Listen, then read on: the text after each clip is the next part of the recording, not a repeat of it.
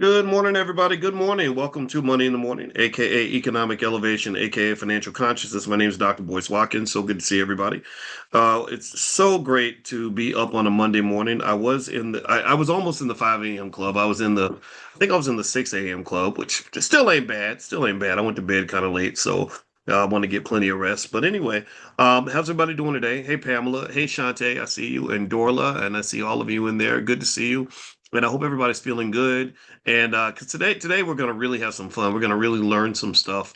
In fact, I dare say that every single day we talk about something that I believe is life changing. It would have been life changing for me when I was 18 years old or even 25 years old. It's the kind of stuff where it's crazy to me how financially uneducated they want people to be. They really don't want people understanding the secrets of the rich. They don't want people understanding where wealth comes from. They don't want people understanding how people get wealthy and how that process works. They kind of just want you to be a good worker bee. They want you to show up and go do your job every day, get your little paycheck, go shop till you drop, and then rinse and repeat, right? And because financially desperate people become great subjects for capitalism. Capitalist pimping works best when you have people that are not prepared. So anyway, with that being said, so let me mention to you. So today I wanted to center around the third commandment in my book, The Ten Commandments of Black Economic Power, and that third commandment basically says that in every family that wants to build wealth, black wealth training should be a rite of passage, right? That literally, if you have a family that wants to be economically successful, then wealth training isn't. You're not doing extra. You're not going above and beyond. You're not the super special Negro that a lot of us think we are. You're doing the bare minimum. You're doing literally exactly what any loving parent would want to do. Dr. Claude Anderson, who wrote the book Powernomics, and his website's powernomics.com. If you want to get a copy, I think everybody should read this book.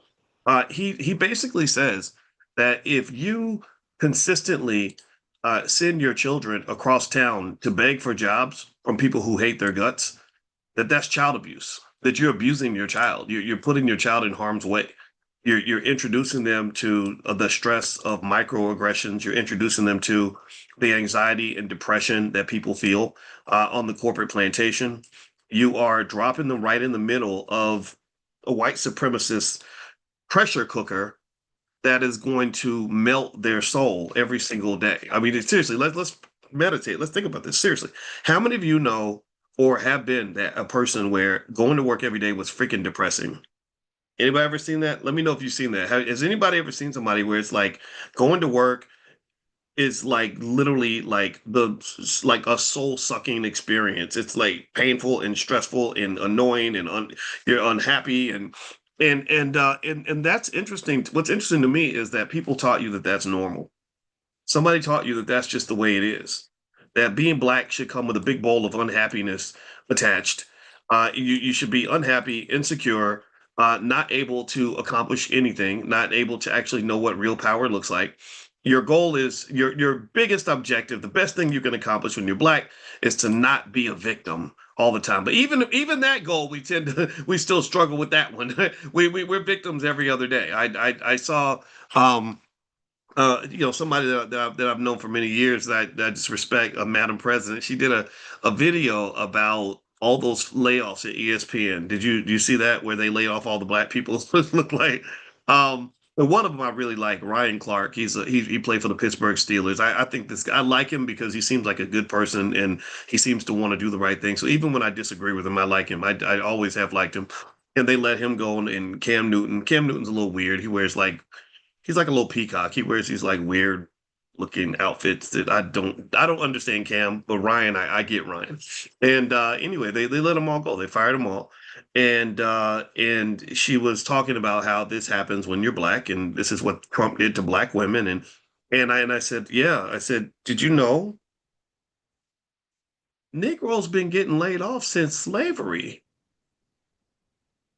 Do you think is that new that black people are the tell me, how many of you know that black people have always been the last hired, the first fired, the most underpaid, the most left behind? How many of you knew this? Like, do you think that this is new? Did this just start happening in the 90s? Did they just start laying Negroes off in 2021? No, I mean, you could go back 80 years and have the same conversation because that's not your business. You never learned how to build one of your own. You don't have any infrastructure. So you're spending more time trying to be liked and to be accepted than you're spending trying to actually compete. In fact, poor Ryan, I saw him. Poor guy, he started crying. He was talking. I don't know what was going on. I don't watch entire YouTube interviews and stuff, but I saw him, and I told you I like Ryan Clark a lot. And he started crying. And he said, "My whole life, all I wanted was to be accepted." And I don't know what that meant exactly, but I was kind of sad for him because Ryan Clark is a great man. I mean, he's got a wife and children. He's intelligent. He does, he interviewed D1. D1 is our guy who, the rapper that we've supported for many years, and he's just a good person, right? And I felt so bad to see, I didn't like to, but I get it though. I understand. He's emotional. I've cried. You've seen me get emotional about things, so there's nothing embarrassing about it. But I said, man, like, what does that mean exactly? Who are you trying to be accepted by? What acceptance are you seeking? You want the Trumps to accept you? Is that what you want Trump to be like? That's my African American. You see Trump? He's like, "Where's my African American? Where? There he is." Right? Or you want to be accepted by the Bidens, and then like, oh, black people, without you, we would never get elected. Thank you, black people. And what do you what do you, where's the what acceptance are you looking for? And I think that that's really important to understand because it's really hard, and Ryan knows this better than anybody. I mean, if you ever watch Ryan, the reason I don't care. Ryan Clark could Ryan Clark will never. I will never question his masculinity, even though people they poke at him and stuff because he'll get emotional. But if you ever saw Ryan Clark play football, you don't challenge his manhood. Ryan Clark was the guy that would knock guys' heads off. If you're a football fan, you might know this guy. I would not want to be in the path of Ryan Clark when he's about to like tackle me. I would just so Ryan Clark could do his podcast in a pair of panties, and I still would never question his man. I'd be like, dude, those some lit panties, yo. I can't wear it, but you can, right? So my point is to say that as I watch this man that I respect break down in sadness and talk about wanting to be accepted, I was curious. I wasn't sure what that meant. What are you seeking to be accepted by? And that's really important because much of integration was driven by acceptance. It was driven by the fact that somebody convinced us that it makes sense to go let people beat you upside the head just so you can eat at their lunch counter, which is entirely, counterintuitive. It's not logical. There's no other community out here that I can think of. Maybe I'm wrong, but you tell me what other community says that our greatest achievement was that we damn near got murdered just for the opportunity to give white people our money. Like you tell me, is there like a movement in the Chinese community that where they, that's how they got their rights, or Arabs? Like, have they ever, so acceptance is a delicate thing. You have to be really careful because acceptance implies that maybe perhaps you have an inherent sense of inadequacy. And acceptance is very dangerous because there are people who will give you acceptance or what appears to be acceptance if you give them your money. It reminds me of the 12-year-old who doesn't love himself, who wants to make friends. So in order to make friends, he gives the big kid his lunch money. So he gets to hang out with the cool kids, right? That like because he wants to be accepted so bad. I even heard a young lady talk about how when she was little, she was lonely and she didn't have any friends. So if her parents got her a bike, she wouldn't ride the bike. She would let her friends ride her bike because she knew that they would be her friends if she let them ride her bike. And for black people, I would say that your quest for acceptance, the reason it's very dangerous is because what we do on a multi-trillion dollar scale is we we seek acceptance by giving people access to our wealth. Tell me if you understand what I'm saying. We seek acceptance by giving people access to our children's inheritance. Do you get it? Like the kid who gives away his lunch money so he can make friends. we seek acceptance by going to work for white people's businesses instead of sacrificing for our own.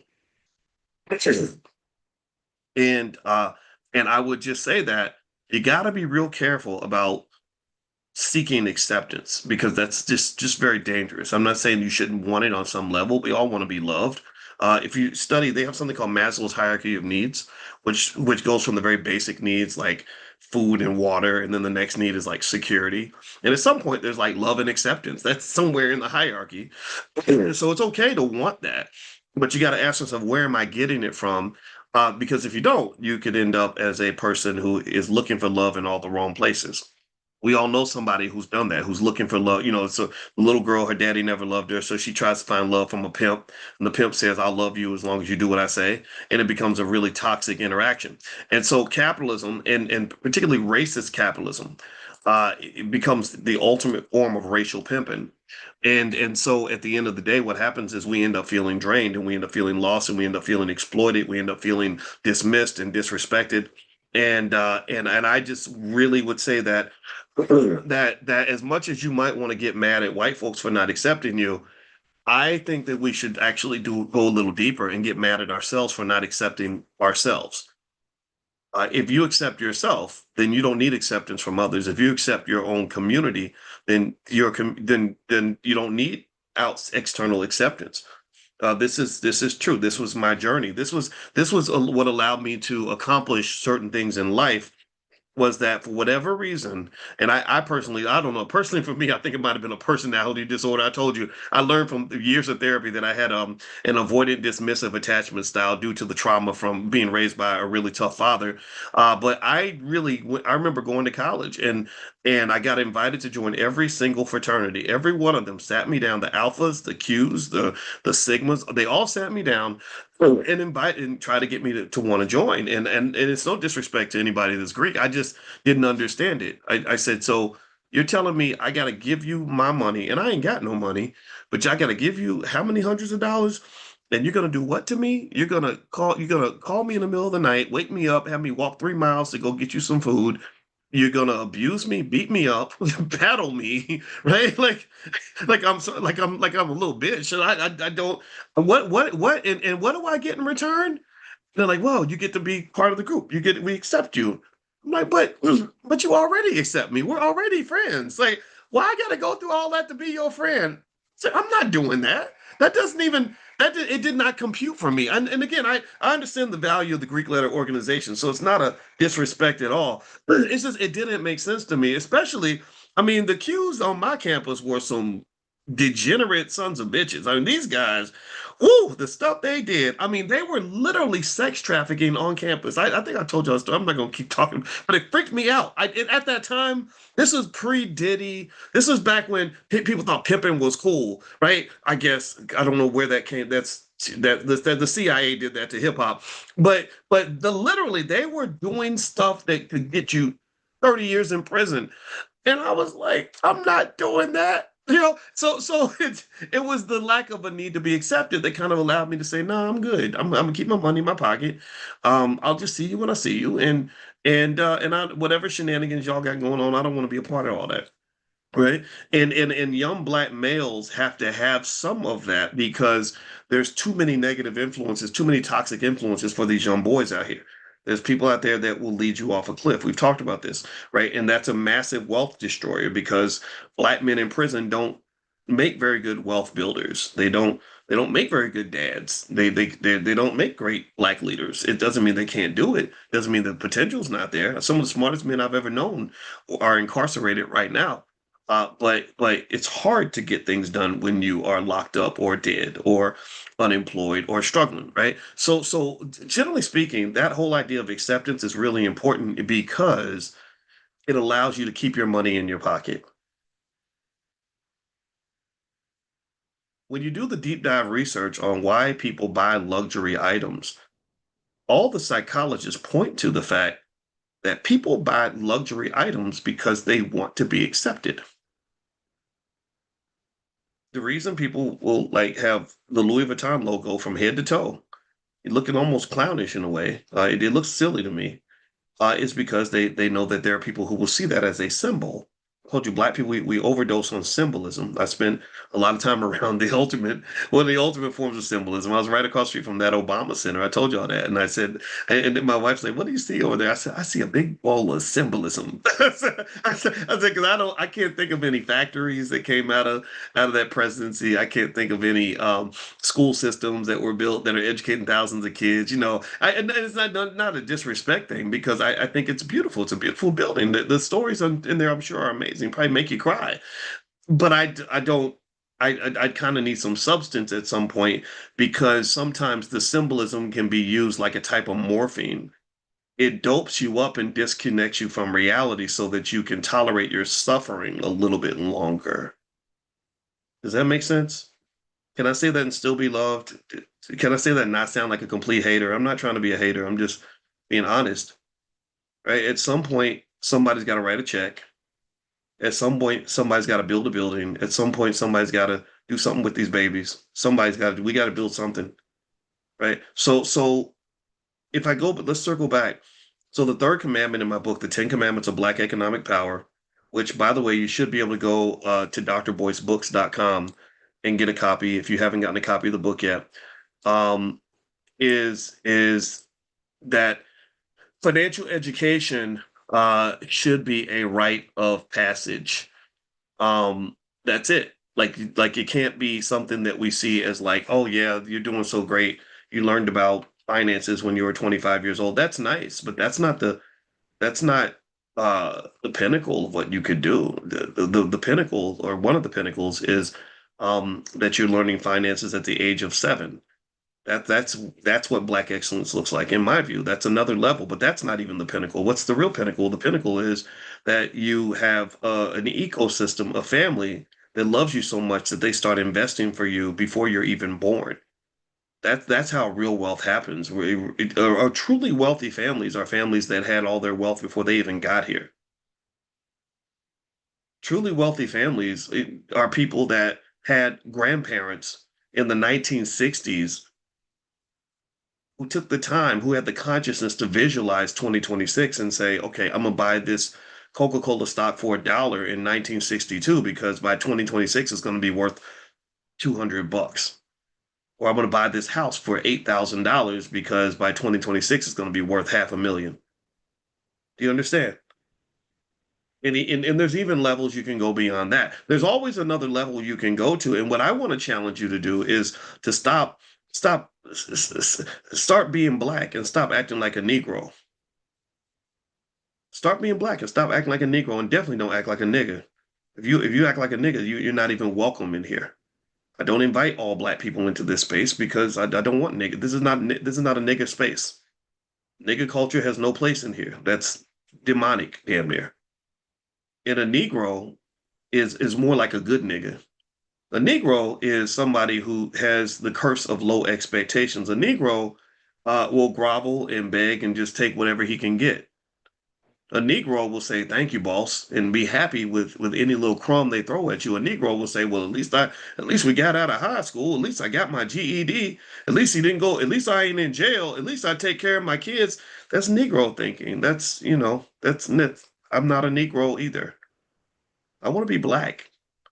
And I want to, and then even beyond that, maybe I want to be an African. I want to be a black African, excellent human. And what does that look like? Well, to me, that blackness, that excellence, that Africanness that's in our blood, it means you're going back to the days of kings and queens, back to the days where the Europeans were living in caves and we were teaching them how to read and write. We were teaching them mathematics. We were teaching them astrology and astronomy and how to think. We were teaching them philosophy. They were doing a whole Elvis Presley on everything that the ancient Africans knew back in Kemet and other places. They literally all the great Greek philosophers went and studied in Africa and then came home and did a whole Elvis Presley and claimed everything as their own. And in my view, that to me means figuring out like what's the next level actually look like. So the next level economically is where your family culture is so strong on the economic tip that you will be ahead of 90% of all Americans even if you don't go to college. That's an example of excellence where literally because the family culture is so clear on the economic plan, so committed to financial security, so dedicated to embedding that in their day-to-day lifestyle and conversation topics and everything else that you don't even need to go to college. You're ahead of everyone else. And this does happen. There's a guy, Sharif Abdul Malik. I haven't talked about him in a long time. I thought about him for a while, but I love him, and he's probably in his 30s now. Sharif Abdul Malik created something called We Buy Black, and Sharif was great because he told me his story, and I never forgot it. And I remember he told me that his parents introduced him to entrepreneurial thinking at an early age. So when he got to Howard, he made the assumption that the business school students at Howard understood starting a business better than he did. He thought, well, if you're a business major, you understand business better than I do because I think he was a social work major. And he probably doesn't even know I remember all this because we had this conversation probably 10 years ago. And so he goes over to the business school and finds out that he knows more about business than 90% of the business students. There's something wrong with that picture. That's kind of weird. It's very weird. Right. And what you really find when you dig beneath the surface is that we are really, really good at mass producing millions of young people whose every dream and goal is to go find a white person to work for. The biggest goal is to be a high paid slave. And I'm not making fun of anybody that has a job. A lot of you have jobs, so please stop. Don't let's not do that, please. But really, when some of them should have been billionaires, some of them should have learned the resilience that Mark Zuckerberg had to have to create Facebook, where Mark Zuckerberg probably makes $100 million a day. Right? Some of them were not. Some of your kids are just too smart to be anybody's worker bee. They're just too good. And I know some of your kids. I know a lot of your kids, and I'm honored to have the opportunity to help be a part of your family financial planning. That's really meaning that means a lot to me. And I've seen some of your kids. I see them at the All Black National Convention, and some of them, I guess because as you get older, you gain more sight. I can see things down the line, and I look there and I say, "Oh, that kid's going to be a millionaire." I can just it's easy to predict, easy to see. So we've got kids in our community who aren't supposed to work for anybody. They're supposed to lead us out of the darkness. They're supposed to become Harriet Tubman. Harriet wasn't supposed to follow anybody. Harriet needed to be in the front with the shotgun and with the plan. She did not if Harriet Tubman had low self-esteem and spent her life looking for acceptance among mediocre Negroes, then she would have followed someone else's plan that would have led her to an early death or a life of slavery. So some people have to get out to the front, and those are the individuals that will make the difference. Okay. Now, as we move on, one thing I want to mention tomorrow, Dr. Alicia's Money Wounds class starts, where she's working with Raquel Wilson out of Tulsa. I got to bring Raquel in. She's super smart. She's about 28, 29 years old. She went to Ohio State like I did, and just the sweetest young person, and super smart. And she does a lot of work on financial therapy. So her and Alicia are partnering on a money wounds class where they're doing like the deep dive healing that we all want to do to get our finances right. So if you want to be a part of the class, and I see Mia in there. Mia, your friend was there at the conference at the hobby event, and she kept talking about you, Mia. And I said, yeah, I know Mia James's name. I've seen that name for years. And anyway, so that starts Monday night at 8 o'clock. And so if you want to join, just you can go to our website, aliciawatkins.com. So go to aliciawatkins.com, you can sign up. All right. All right, so let's move on here. Let's talk a little further about the fact that financial education needs to be a rite of passage in every family. You do we agree? Tell me if you give me a guess if you agree with me that it is highly inappropriate to send a black child out into this economy, into this society without proper preparation. Tell me if you agree. Do we agree on this? Okay. And then also tell me if you agree that it's our responsibility to make this happen. We're not doing victimhood like, oh, my kid didn't have what they need because those white teachers ain't educated. No, no, no. Let's let go of this assumption that somehow a white lady from the suburbs cares about your black daughter or your black son more than you do. Right? That don't even make no sense. Okay. right? So we all agree on, okay, great. So let me give you some evidence to further deepen our understanding on this topic. First off, there's a study by Brown Grisby and Vanderclaw that basically examined young adults exposed to state required financial education in high school. They said the financial training generally reduced dependence on non student debt and improved repayment behavior during early adulthood. So, kids who were educated on finances earlier are able to avoid the dangers of debt. Debt does become slavery. It becomes like a financial prison if you allow it to get out of hand. In fact, I would almost compare it to like drugs. You know, like if you don't educate your child on the dangers of drugs early, then you can see where they might try and say, "Oh, you know, crack is fun. Let me just try it," because they no one's ever talked to them about it. You've never seen the consequences. I think that's how a lot of people got hooked on crack. They just thought it was a fun party drug, and they tried it and they loved it, and they didn't realize what they were being sucked into, right? So if you have preparation, like eventually we learned, okay, crack is whack, right? No, don't touch that stuff. It'll be bad. Like I know, for example, I even though I could tell you all day that crack is bad, I guarantee you that if I tried it a couple of times, I'd be in big trouble, right? So debt is kind of the same way. Debt, it can become like a financial crack. You get an instant release of dopamine that comes from having all this free money. Suddenly, you're free to go and spend and have all this access to things you could never get. I remember when I got my first credit card in college. Anybody remember getting the first credit card? Anybody remember how you felt? Think about how you felt when you got your first credit card. I felt so free. I felt so excited. I felt rich. It felt like free money, but I knew it wasn't, but it felt like it. It just felt like, oh my God, like I've got $1,500 now I can go shopping with. I never had $1,500 to go shopping. Right? You know, and so that warning at least lets kids know what they're getting into. I think a lot of people get caught up in debt, just like drugs. So sometimes people try it because they just don't know. Nobody ever talked to them about it. Or you get pregnant or something bad happens sexually because nobody ever talked to you about sex, right? So same thing is true with debt. Just be really careful about that. Um, there was another study that where they did 76 experiments. Kaiser, Luzardi, Minkoff, and Urban analyzed 76 randomized financial education experiments involving 160,000 participants. Here's what they found.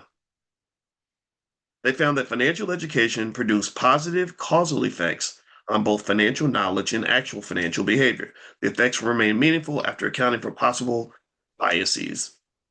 So basically, financial education works best when it's treated almost like skill development, right? Reinforced through practice. And that's actually what this class was all about. It was, I said, I could tell you all day, what we should do, well, how about we just do it? How about every single day we get in the habit of talking about our economics every day to the point where it becomes a habit? And I think it's working. I meet some of you and you say, "Yeah, Monday in the morning is part of my routine." Like some of y'all get mad at me. Like I met somebody. He was kind of like, "Boy, you can't cancel Monday in the morning, man, because every day it'd be calling me, man. It'd be calling like Pookie on New Jack City. It'd be calling me, man. It'd be calling me, right?" And I love that. I appreciate that. And I feel the same way about you, by the way.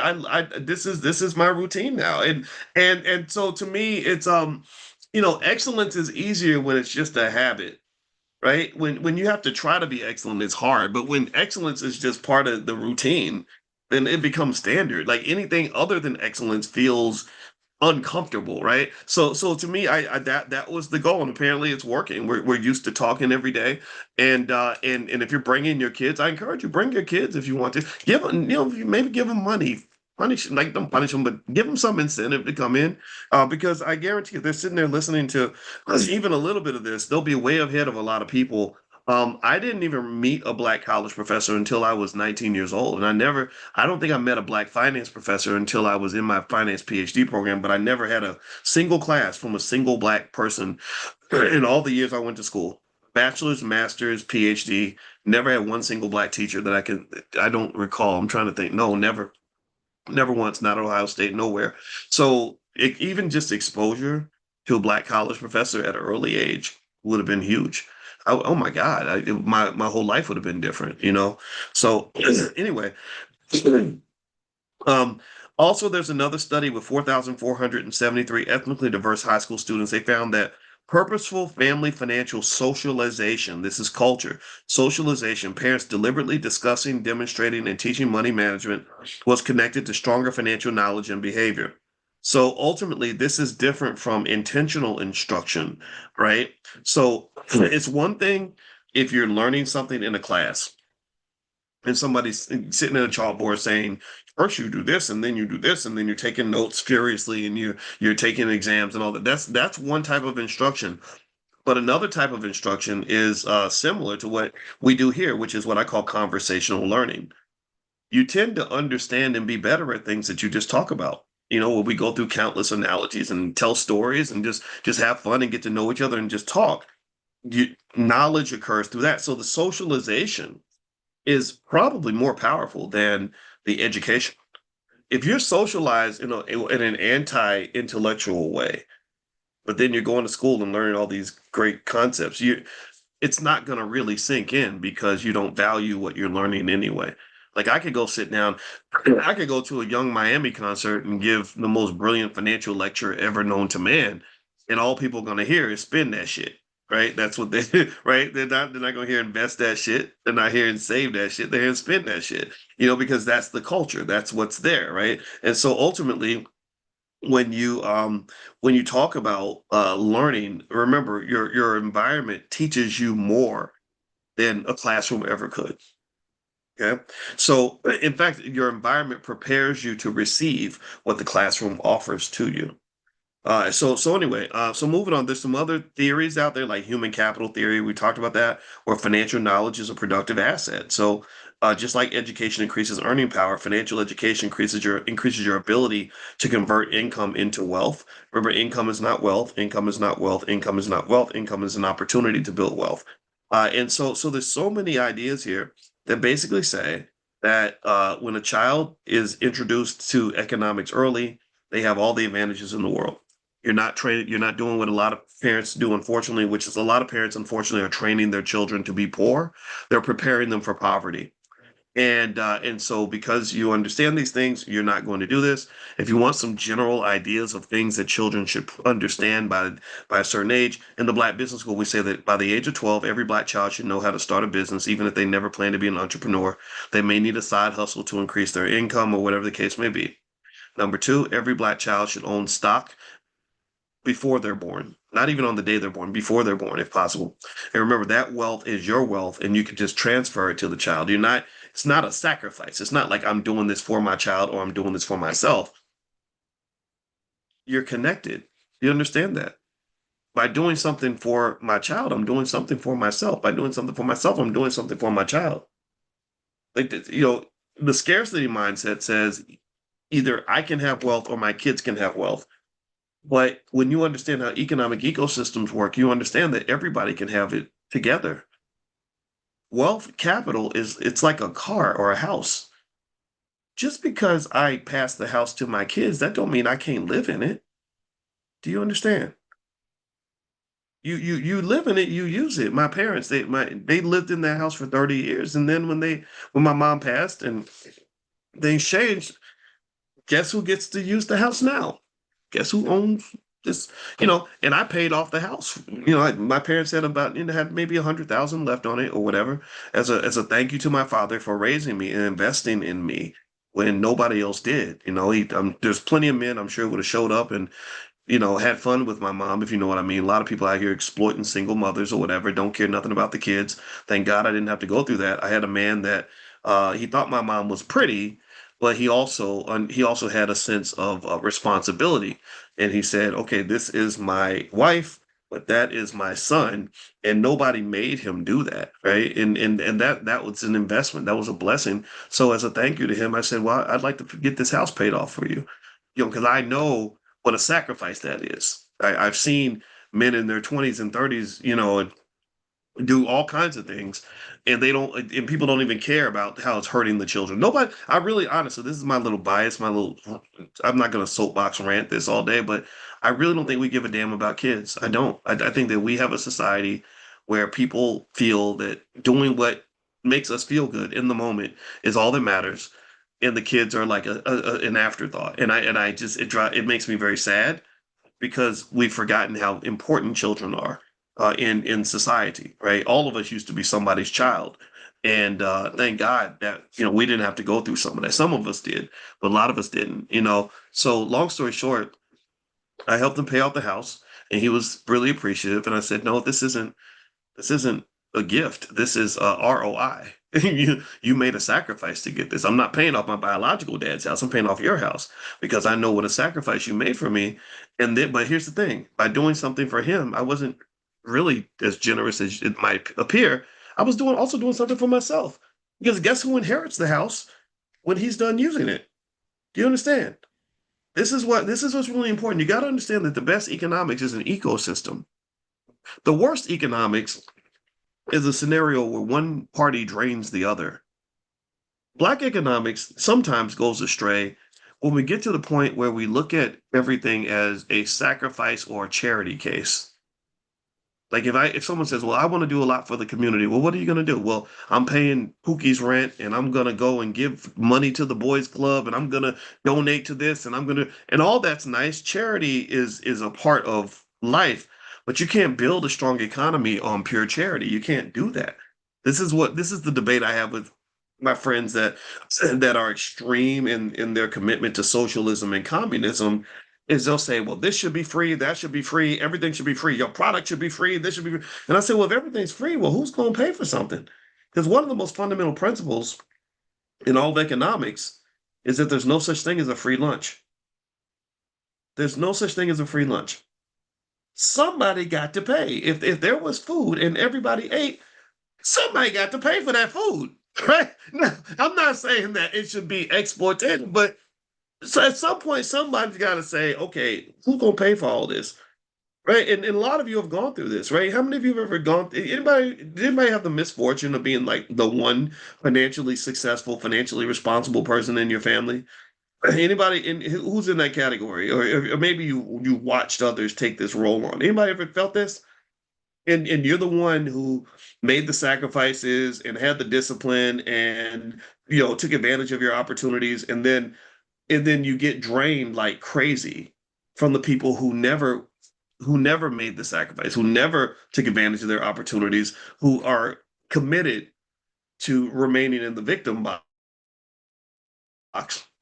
And every time you go out to dinner, the check comes, they pass it to you. Whenever they run into a financial problem, they're asking you for money. And these are people that can't help you with nothing because victims don't know their power. Victims don't see themselves as assets to others. This is the danger, in my view, of the victim of extreme victim mentality is that a victim doesn't believe that he can ever be the hero for somebody else. The victim just sits there and says, "Well, I'm just the victim. I'm just like a little kid. I can't do nothing. I don't have no arms. I don't have no legs. I can't do nothing for nobody. All I can do is avoid not surviving, right?" And so that becomes a drain on others, right? Those who kind of learn their power, and those are bad economies. You just can't build. If you're constantly draining that one person in the family who knows how to make money, then eventually they're drained too, and they're broke just like you. So the best ecosystems are when everybody understands I've got something I can pour into you. I can do something for you. I can cook you a meal. I can help you get a job. I can support your business. I can give you some labor, right? This is why it's important for everybody to know how much wealth you have. A lot of you are very wealthy. You just may not have any money. But if you got free time, you got wealth. If you have a working brain, you have wealth. If you have energy, you have wealth. If you have connections, you have wealth. If you have love is a form of wealth. I can prove this with economic theory. This is not me making things up. So ultimately, the best ecosystems are not scenarios where one party's just draining the other. That's how a lot of these NBA players go broke. Some of them go broke for stupid stuff like throwing money up at the club and Lamborghinis and all that. A lot of them go broke because they're so generous and because everybody looks at them as the economic superhero.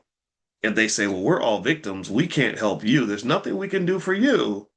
But because you're in the NBA and you make $2 million a month, you can do a lot for us. And then that becomes very exhausting for the player. Especially, this is why every person who has an opportunity to have money should make it mandatory that you get extensive economic training. Because what's happened is when you get all that wealth, It's like somebody giving you a race car that goes 200 miles an hour. When you get that powerful race car that can go 200 miles an hour, you better take time to learn how to drive. You better learn how to drive because if you don't, you're going to crash that thing and it's going to be bloody. It's going to be messy. It's going to be ugly. And I see it happen all the time. Some guy signs $100 million contract, never took a financial classes. Like he's excellent at dribbling a basketball, but don't know nothing about protecting, preserving wealth, knows nothing about this. He just outsources that to the little Jewish guy that took an interest in him once he got to the NBA. And next thing you know, he's just being he's the blood is being sucked out of him. Whereas if he had a person or a couple of people around him, let's say I would literally appoint a committee of experts and say, how do we deploy this capital in a way where I can create sustainable, structured models that can really help the people I care about, but not deplete me in the process. Like, okay, look, I'm 6'10", 240 pounds. My job is to win a championship for the Knicks. But the job of my committee of four people that I trust is to take this money that I'm gonna be the financial backer of this, and I want you to not just help the people that we need to help, but also put some of the onus on them to step up and add to the ecosystem, and so that my wealth increases as their wealth increases. It's not for us to go make a bunch of money so we can help people survive in survival mode. Like I'm gonna keep paying your rent every month because you're close to being evicted. Like I'm not here just to save you from emergencies or disasters. We're all gonna prosper together. We're going to prosper together. Maybe that means I'm going to open some restaurants and everybody's going to have a role, but maybe some of you need some training and the training will be a requirement for you to get additional money from me, whatever. And everybody's going to work. I'm out here working. I'm working every day playing basketball so we can bring in this money. Your ass going to be working too. You will not be sitting up in the projects doing nothing, waiting for a check to arrive. We don't do that. I am not a walk-in welfare office. That is not going to happen. But what I can be is a catalyst to help us build a sustainable, prosperous economic ecosystem where you're going to be wealthier at the end. You're going to get out of survival mode and start prospering, and I'm going to prosper too because I'm part of this damn thing. And if I done did all the work, then I deserve some benefits as well. Everybody benefits. And that's the beauty of economic. If you understand, this is why I believe every pastor, everybody who is a steward of resources should take the time to really learn what it means to be a captain of industry. Take the time to learn how to expand your economic vision so you understand how to really protect all those blessings that God gave you, how to really make this into something where you're creating scenarios where you all have more than what you had in the beginning. That's a good economy. A good economy is not one where either I'm doing well or you're doing well. A great system is where we're all doing well because we're all embracing some type of trade that allows for this system to really function and to get stronger over time and not get depleted because now I can't play basketball no more, so I can't keep sending out all these welfare checks. Before I move on, we do have tools if you want to take a look at them. We have financial workbooks and flashcards for kids. If you want to implement some of our models into your household, you can go to financialworkbooks.com. That's financialworkbooks.com. There's a lot of workbooks on everything from stock market investing to real estate. We cover every grade band from first grade all the way up to high school. It's really good stuff. So feel free to go to financialworkbooks.com. We have financial flashcards. That's financialflashcards.com. Even my book, The 10 Commandments of Black Economic Power, there are flashcards for that book as well. So feel free to go to financialflashcards.com. And also, I want to mention there's a student in here that runs a great site called ICU Royalty. And because she supports the school, I want to support her business and I want her to make $1 million because she has a great product. So let me show you her site. I don't know if she's here or not, but she'd probably freak out knowing that I was going to do. I didn't even tell her I was going to do this. But here is the site. So ICU Royalty. It's all about beauty rituals and things like that. So they have these amazing beauty products. for the ladies and the men too, right? You got a man in there, right? And so ICUroyalty.com is her website. And I hope we can go and do like a flash mob on this black-owned business and help them just make a ridiculously insane amount of money because buying black is important and quality black products deserve our attention. And we talked yesterday about how giving all of our money away to white people is not healthy. And there are smart black people in the community who are running great businesses. So ICUroyalty.com is the website, and that's what that is. So if you want to know a few things, just some guidelines in terms of things that you might want your kids to know or your grandkids to know before they hit adulthood. Here are a few basic ideas. So I mentioned to you in the Black Business School, we believe every black child should know how to start a business by the age of 12 in case the white man ain't hiring. Or in case they want to give themselves a raise through a side hustle. Number two, every black child should own stock before they're born, or definitely like right when they're born, or as soon as possible on a regular basis. Consistent investments in the stock market, because the stock market is the number one wealth creator on the planet. Number three, every child should know the difference between owning versus renting, which is something you could probably explain in 30 seconds, but literally maybe different examples like paying rent to the landlord over 20 or 30 years means that you're pretty much buying a house for your landlord, and you don't want to do that. You want to buy a house for yourself. Rent is an expense. Uh, a mortgage is a bank account. So the people that have mortgages have more wealth than people who are paying rent, because when you're paying rent, it's not that you're not creating wealth, it's just that all your wealth is being created for somebody else. And when you're paying the mortgage, that wealth is being created for you.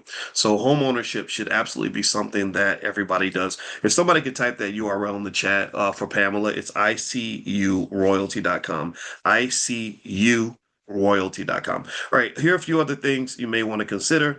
The kids should know the difference between income and wealth. Remember, income is not wealth. Income is not wealth. Income is not wealth. Income is the opportunity to build wealth.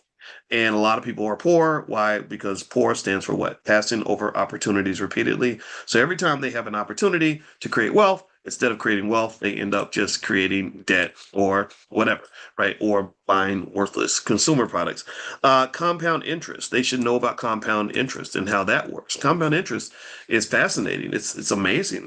Consistent investments grows faster than you think. The average used car note in America is $500 a month. And a person who invests $500 a month in the S&P 500, after 5 years, they have about $35,000 liquid. After 10 years, they have about 100,000. After 20 years, they have over $250,000. After 30 years, you're approaching $700,000 to $800,000. So if you can afford a car, then you can afford wealth. This is just a fact. And so what happened with capitalism is they trained you to value the car more than you value your financial security. So it doesn't mean you shouldn't have the car. It's just flipping the priorities and saying, before I get the car, I'm gonna make sure I'm secure, right? Just like a quarterback. Like if you're a quarterback in a football game and your goal is to throw the ball down the field, but you don't secure the ball first, are you gonna have a good game? Are you gonna score? Are you gonna what kind of a player are you gonna be if you do that? What do you think? You think it's gonna work out for you? No, you got to protect the ball. First job of the quarterback is to protect the ball.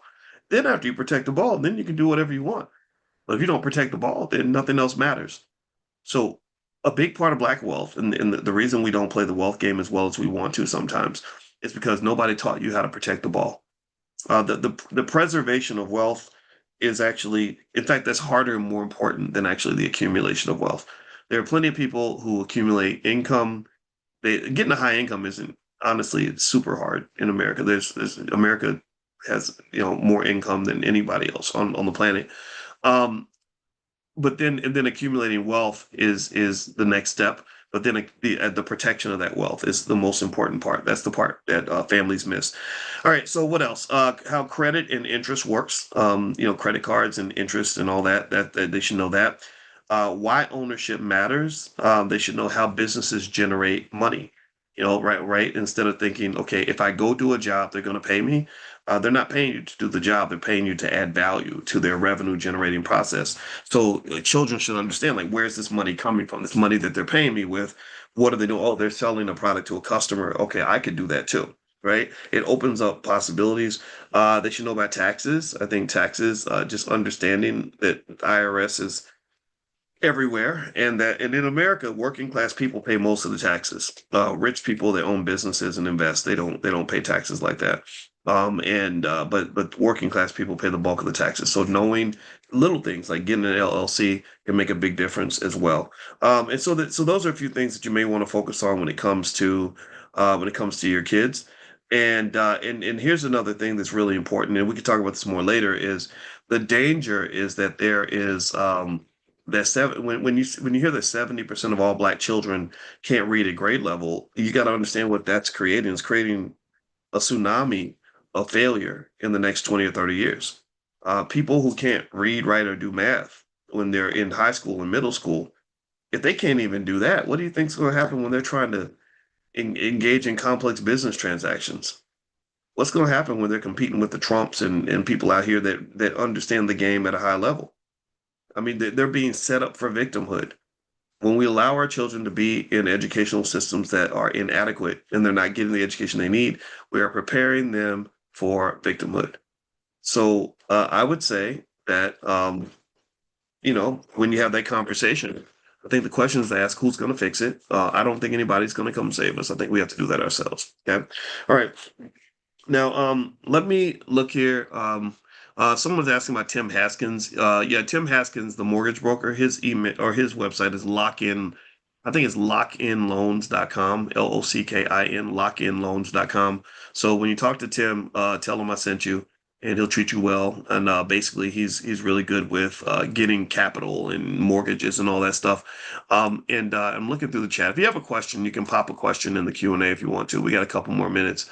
Perhaps these British actors. Oh, yeah, yeah. Did anybody see that? Yeah, there's a backlash right now with the Black Panther because they picked another British actor, and I gotta be. I want to be 100% respectful because I know a lot of you actually are from London that come in, and at this ungodly hour, and and you're here for class every day. So I love Black London. Like Black British people are so much fun. Like y'all are just lit in every way. I love my friends in London. When we did an event in London, it was so many people came, hundreds and hundreds of people that I didn't even know knew anything about me or whatever. And it was really nice. And it made a big difference for me because they detained me in London actually. I guess because I didn't register my event. And so it was literally a black lady who was like basically they locked me in a room for 8 hours and I couldn't talk on the phone. I tweeted something and she said, I saw you tweeted something because they let me use my phone for a second so I could tell my relatives where I was. And it was weird. It was a very weird experience. I'd never forget it. It was like I'd never been in jail before, but it was kind of like that. There's like a TV and a vending machine and you just had to sit there. And so it was very I was by the time I got done, I was angry. I was so pissed off. I was so mad. And the people that were there, they kind of talked me down and got me to relax and focus on what we were doing. And I was like, okay, okay. But they took my passport and I had to go to the airport. They said you can stay for 2 days, but then you got to leave the country. And I said, okay, all right, whatever. And so they had my passport, and I got to the airport on the day I was supposed to leave, and I had to get to my flight. You know, how you get to your flight like 2 or 3 hours early. I had to get there like 6 hours early because I didn't even know where to go, who to talk to get my flight. And I was sitting there, and I was talking to some white lady, trying to explain to her what was going on.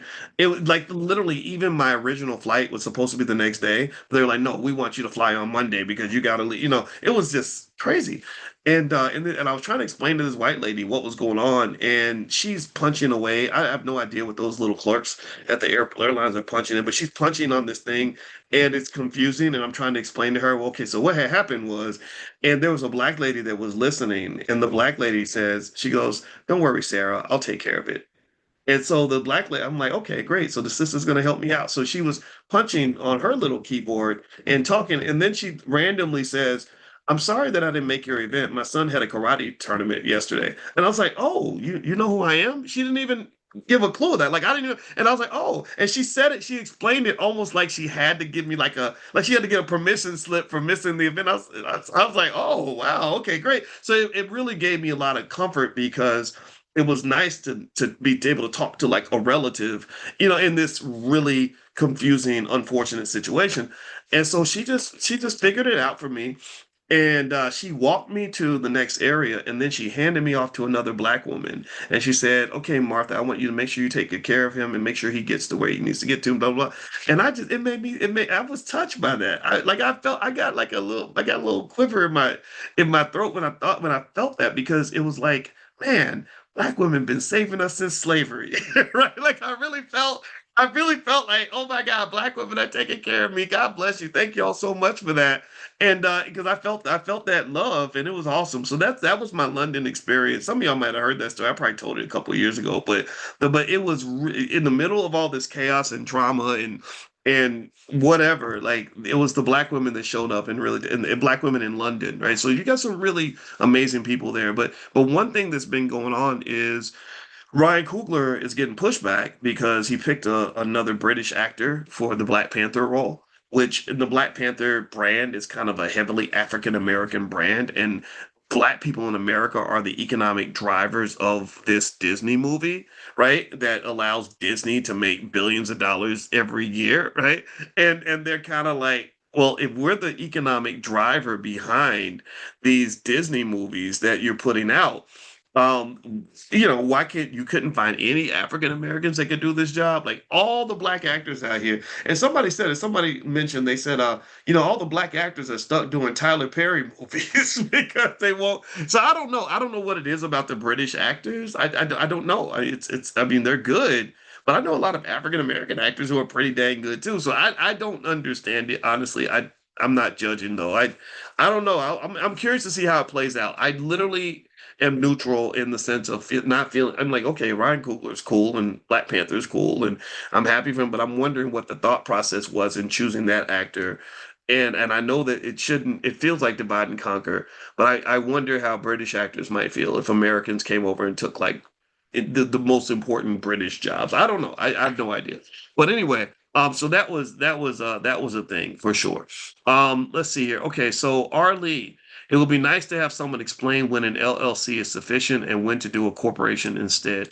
Yeah, well, we're gonna do some stuff on. Actually, we do have Black Money 103, actually, which is an entrepreneurship class in the Black Business School. I don't get to talk about it much, but if you go to theblackbusinessschool.com and look up Black Money 103, that's all about entrepreneurs and setting up your business and your LLCs and everything else. So you can take a look at that. But also, Dr. Lene Javed is here, and she's gonna work with us to help us do some stuff. Maybe we can do like, I'd like to do more events and conferences and stuff. I just need to get a sense that this is what you all really want and that you're really going to want to participate.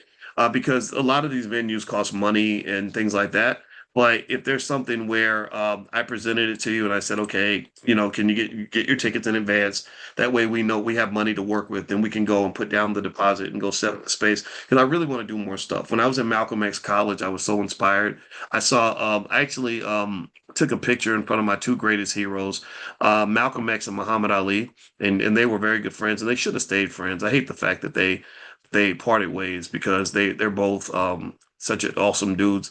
And I was there and I was like, oh my God, I want to come back to Malcolm X College. So anyway, so I took this picture here. I put it on my Instagram, Dr. Boyce Finance. So there's Malcolm and there's Muhammad Ali and just looking cool as hell. And I was super inspired walking in there. And so I decided to make this little video. So let me show you. This kid's got a left. This kid's got a right. If he hits you once, you're asleep for the night. This kid fights great. He's got speed and endurance. But if you sign to fight him, increase your insurance. I am the greatest. I told you, I'm the real champion. I am the. Tell me that's not the coolest thing. Like, just Ali inspires me so much, and that's because I'm from Louisville, and he's just our guy, and to see this guy from my town that ran the same streets that I did, and go out here and just become just this formidable human that he was, it just lets me know like there's always another level. Like, so if anybody ever asks like who are Dr. Boyce's two greatest heroes, it's Muhammad Ali and Malcolm X. And what I think I've learned a lot from is I learned from their mistakes too. I think Ali's mistake was, and I know his daughter Layla. She's a nice, very nice lady too, and her husband Curtis. And I think his big mistake was I think that the women got him a little distracted, and it ruined. I don't say it ruined, it undermined the legacy a little bit.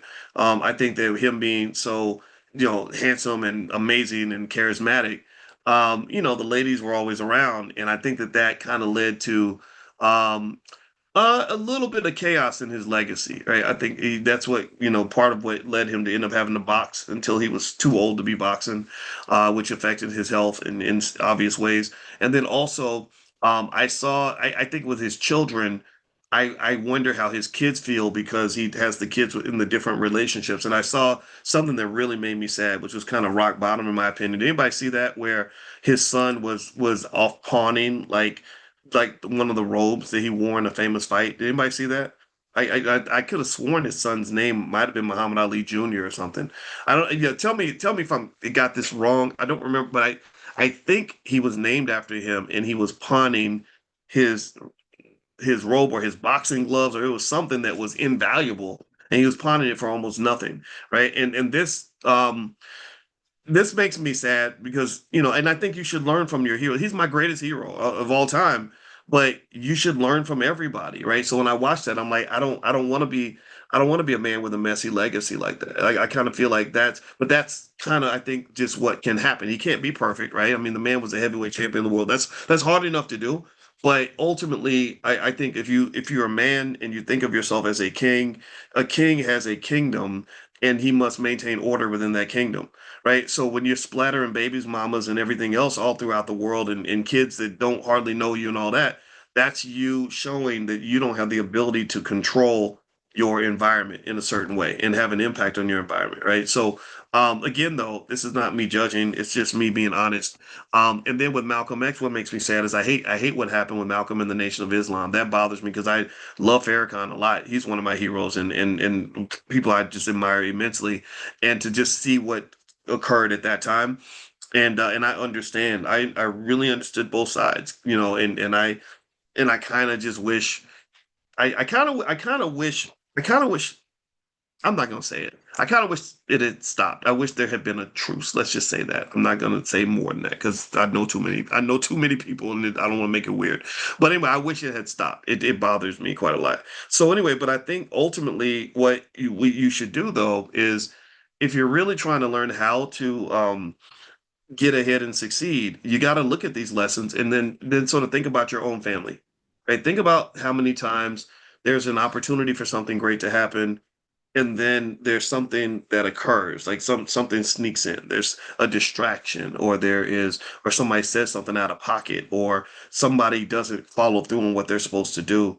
What can happen is you miss your opportunity to jump through the wormhole to get access to greatness, right? This is why things like therapy are really important for wealth building, the ability to manage relationships. Therapy helps you also because you learn how to identify your own personal triggers so that your triggers don't throw you off of the purpose, right? In fact, I watched a movie with my wife this weekend while we were at the Hoppy and the Shy event. That was an amazing event. Dr. Julianne Malveaux and Dr. George Fraser and Dr. Ken Harris and Nuri Muhammad and so many people were there. We're all gathered in Chicago, and it was so awesome.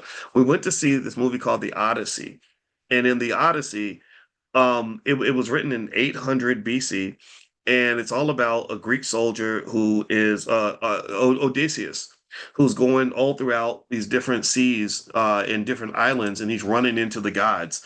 And the story has so many other meanings that go beyond just the chaos of it all.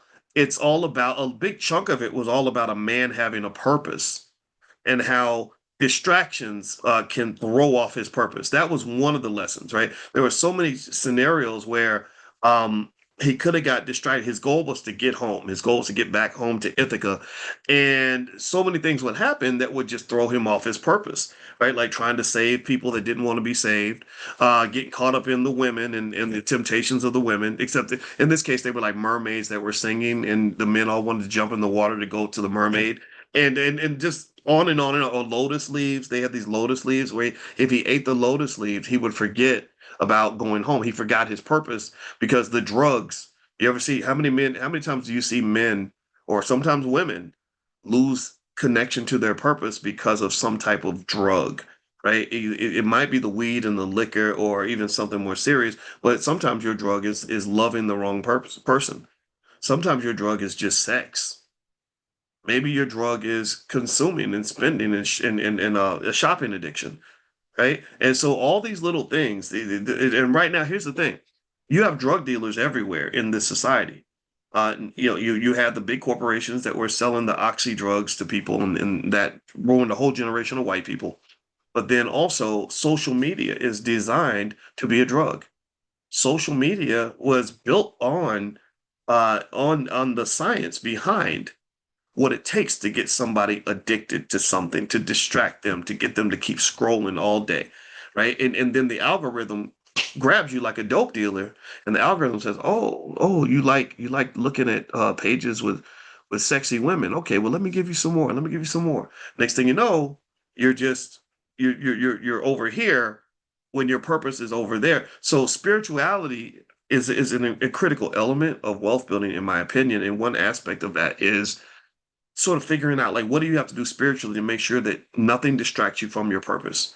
And it's up to you to decide what that purpose is going to be. So if your purpose is wealth and success and power and achievement or happiness or freedom or security, right, whatever that is, try to not let things throw you off your purpose. And so I pay attention to my heroes because I'm always looking to see where did they get taken away from their purpose? What was it that undermined that? And so that's what led to the conversations about all these things, right? So anyway, thank you guys for listening. It was great to see you. By the way, we're doing estate planning this week.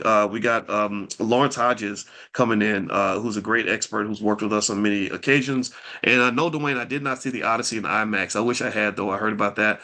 What are my thoughts on Rigetti? I own a lot of Rigetti, Carlton. I sell options on Rigetti every week, and I make good money with that. So, but it's a volatile stock. What is the discount code for the B1 community? Oh yeah, great question, Andrea. Yeah, so the B1 community, which is where students from this class get together and get to know each other and can do business with each other, is b1village.com. b1village.com. There is a small monthly fee to be part of the community because we actually want to grow this and make this into something. And if you can get a substantial discount by using the code morning. If you use the code morning when you sign up, then you can get in. And when you get into b1village.com, you can talk to each other, connect with each other, form business groups, have family business meetings. And my goal is to hopefully encourage you. I'm going to go over there right now, just in case you want to know that maybe that'll help incentivize you. But I'm hoping you guys will come and hang out because I think that having a space you can hang out with other wealth builders is a great way to building wealth. I don't think this, I know this. This is actually true. So b1village.com is the website, and the code word is the word morning. So I'm going to literally go over there right now, and so you can literally message me directly if you want, if you have a question or something like that. And also, we'll put some free resources in there as well. In fact, everyone in B1 Village, if you want to join the estate planning class with Lawrence Hodges on Friday, I will put the direct Zoom link in there, and so you can go to the community feed, find that link, click on it, and you can come in for free and bring your family, stuff like that. And we'll keep on adding in like special offers and incentives to hopefully make you feel like this is a worthy investment. Okay. Because we would love to have all of you in the community. All right. So anyway, take care, everybody. Have a good day. Thank you so much for listening, and God bless you. And I'll see you all